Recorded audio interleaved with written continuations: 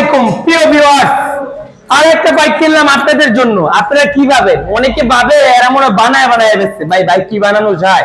বানানো যায় কোম্পানি দিলে। আমরা কোনো কোম্পানি না, আমরা জাস্ট এক মালিকানা একটা ছোট্ট প্রতিষ্ঠান। আল্লাহর অশেষ রহমতে সেই প্রতিষ্ঠানে আপনাদের কাছ থেকে কিনে আপনাদের কাছে লাভে বিক্রি করি।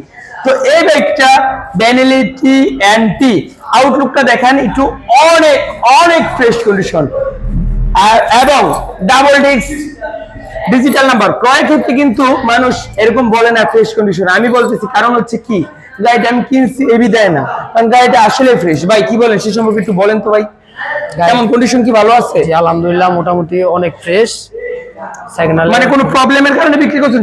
না না না, আমাদের অ্যাকচুয়ালি টাকার প্রয়োজন, তাই আমরা এটা সেল দিছি। কি টাকার প্রয়োজন? মানে মোবাইল কিনবেন মনে হয়? আমরা একটা স্মার্টফোন কিনবো, তাই আমরা এটা সেল দিতে একটা দামি মোবাইল কিনবে আর কি। তো যার কারণে এই বাইকটা ওনারা এখন বর্তমানে বিক্রি করতেছে, পরবর্তীতে ইনশাআল্লাহ